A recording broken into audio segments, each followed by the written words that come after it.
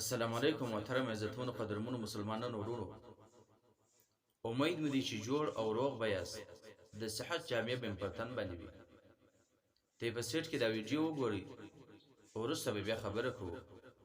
ټول په دې خنزیر باندې په دې بدبخت باندې په دې بې غیرته انسان باندې لعنت وایي او دا ویډیو ډېر شیر کې ملګرو سره چېرې پته ولګي چې دا دومره بې غیرته دومره یو دلی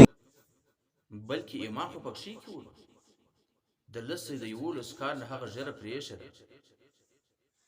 او ته د یوې هفتې د ژرې پرېښولو دپاره تیار نه یې دغه ستا ایمان دی او بیا لګیا یې په بل چا پسې خبرې کوي خپله هم هغه عمل نسته د بکشي کې او په بل پسې خبرې هم کوي یعنې خپله دغه سنت په ځان کې راوله بیا بل چا ته دعوت ورکړه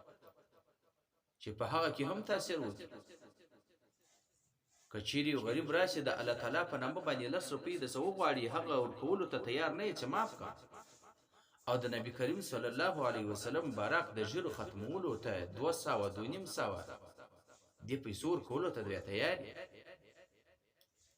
د قیامت په ورځ به د رسول الله صلی الله علیه وسلم ته مخامخ چې څنګه به دا ورته وایي چې زه ستا امتي یم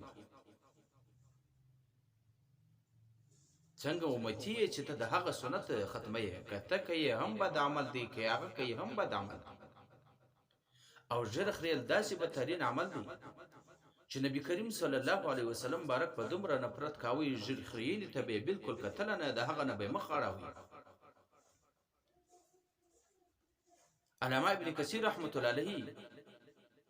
په البدایه والنهایه کې علامه ابن کثیر رحمت الله علیه په کتاب التعمیل په تاریخ کې واقعا را نقل کړی ده کله چې نبی کریم صلی الله علیه وسلم مبارک مختلفو بادشاهانو ته د اسلام د دعوت لپاره خطونه واستول په دغه کې یو خط د پارس بادشاه کسرا ته هم واستول د حضرت عبدالله بن حذافه رضی الله تعالی عنه په لاس یې ورکړي کله چې هغه خط وروي هغه چې وکاتي او څیرې کوي چې زما غلام ماته داسې خط لیکلی بیا د پارس بادشاه خپل گورنر ته چې د یمن گورنر و بازان ته خط واستوي چې دغه حجازي چې دوه کسان مضبوطه کسان واسو چې د مال راوړل هغه دوه کسان تیار کول یو بابویه او بل خرخسراولو دا دواړه چې د نبی کریم صلی الله علیه وسلم بارک په خدمت کې حاضر سوله فکره نظر الیهما نبی کریم صلی الله علیه وسلم بارک دې تکتل نو کو خوږ مخې جماړوي ورته پر ویلکم من امرکم بهذا هلاکت پر تاسو باندې تاسو چا د بریتو غټولو او په جرو په ختمولو باندې خریلو باندې امر کړی یاست دی په جواب کې ول امرنا ربنا یعنی کسرا یعنی زموږ بادشاه موږ په دې امر کړی چې بریتونه غټ کې او جری وخري ځکه په عجمی ژبه کې په عجمی زبان کې به بادشاه ته به رب ویل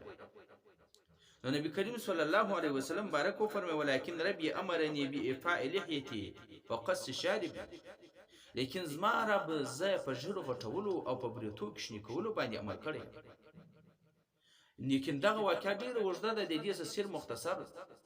هغه مقصدي ځایونه ما راخیستي دي یو خدا چې د قاصد ډیر احترام کول کیږي بیا قاصد د بادشاه قاصد نبی کریم صلی الله علیه وسلم بارک ته راغلی دی هغه که دشمن می هغه که کافر هم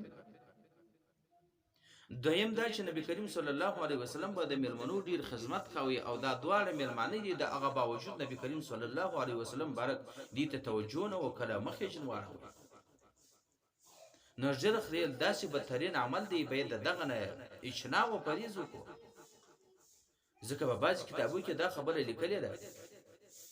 که چیرې یو سړی ژره وخوري او بیا په هنداره کې وګوري په شیشه کې وګوري پر د ژره باندې لاس داسې راتېږي